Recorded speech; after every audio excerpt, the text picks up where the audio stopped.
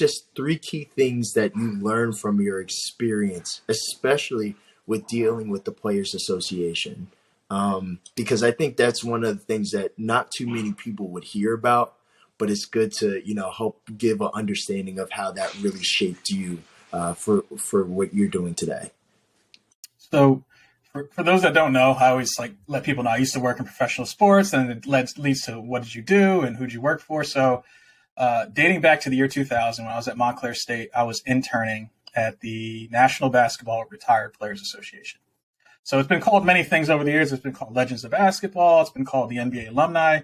It's basically it's a nonprofit that is supported by the NBA League Office, and it's supported and funded with the NBA Players Association, which is the union for the players. So it's like you get drafted into the league, you're part of the NBA family. And when you get drafted into the league, you're part of a union, which is the Players Association, right? That Chris Paul, I believe at the time right now, is the president. And then when you retire and you walk away from the game, you're part of the alumni. So it's like a progression, right? So I was part of the alumni from 2000, and I started working for them full time in 2002 when I graduated. And to me, being in that space, there was a lot of things I learned. For one, you can't ask for a better position to be in, right? You talk about single family, right? It's like being raised by a single mom. Now imagine you have hundreds and hundreds of uncles and brothers. Like that's like no single family will have that many aunts, uncles, brothers, grandfathers. Like there were so many people that have mentored me, shaped me. And I would say one of the key things is just understanding how to treat people, in terms of relationships and treating people. I would take a piece of people that I would see them interact with folks in public. I would see them interact with sponsors. I would listen to my boss on the phone with sponsors. I would see them interact at engagements and galas. And you say to yourself, okay, and I remember I'm like early 20s at the time. So I'm like completely blank canvas on the professional realm in terms of in this space. And now it's even bigger because of sports. You learn in a very organic way. I'm going to take this from this person. I'm going to take this from that person, and I'm going to make it my own. And that's how I became who I am in terms of a connector, relationships, being able to have different levels to me where I can be super laid back. I could be super outgoing. I could be super charming. I could be the salesperson. I could be the marketing person. I could be anything. And I credit that to being in that sports industry. I think it also taught me the importance of communication.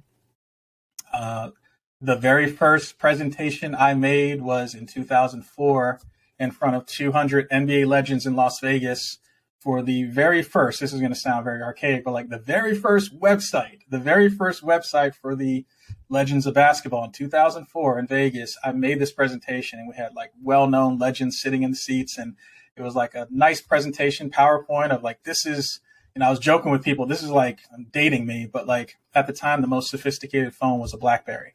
Like not the BlackBerry, like that was the sophisticated phone if you want to have email on it.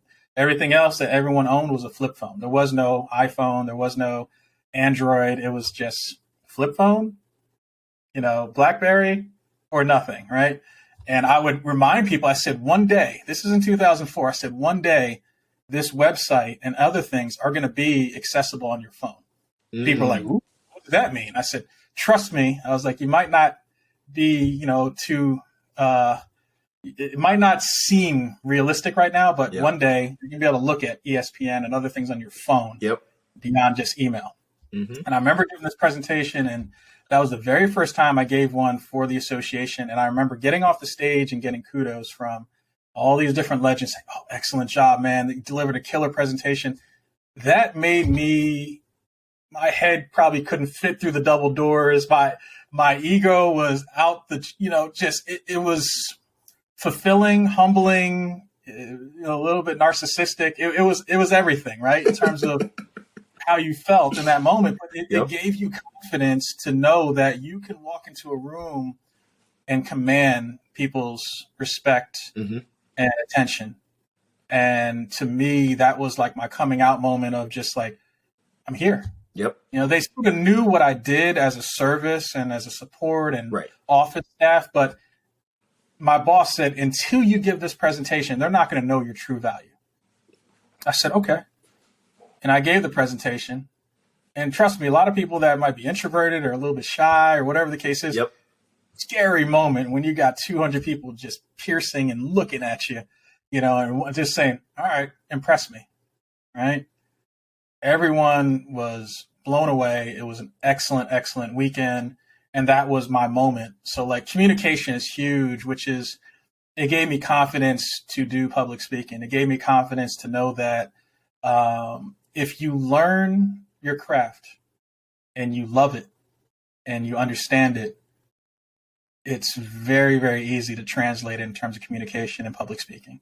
You know, people always fear public speaking because of what people are thinking or just the fact of public speaking. But if you know the material, like if you had to give a 15-minute talk about basketball, no problem. But if we had to get a 15-minute talk on some type of like medical, scientific thing that we know nothing about, it's going to be very awkward, right? So communication was huge. And I would just say, you know, relationships, communication, and probably the third is that tomorrow's not promised. Every year we lost about 15 to 20 legends. You know, they were all ages of 40 up into the late 80s. So like imagine every year you would see folks that have passed away, you might notice or recognize a well-known name like a Bill Russell that you might see on TV and say, I've seen him many times, even if you're not a basketball fan. Like Bill Russell is the ultimate legend of legends, you know, in terms of the NBA family. But there were other names that were listed that I personally knew, and I knew their wives, I knew their children. So it was like losing family. So it was a very humbling feeling to see that. And that's probably a stem of what Beyond the Legacy is as well, which is reminding people to live with purpose and to impact others and to do things beyond yourself, you know, not just do things for yourself, but do things to pass on as an experience to others or wisdom to others that eventually could get trickled down to people they know. So being around that made me realize that life is short and that you have to make each day count. And it also made me realize that whatever you do in life, you've got to do it with purpose. Like, don't do something because people want you to do it. Exactly. Do it because there's meaning behind it. Yeah, and I think that's very important for people to understand. And especially because I think the reason why we connect well is because in a lot of ways we are connectors. We connect people to different experiences and exposures and spaces. And the great thing is we show them a way that they have an opportunity to help someone else out as well. And I think that's what really the testament of Beyond the Legacy is.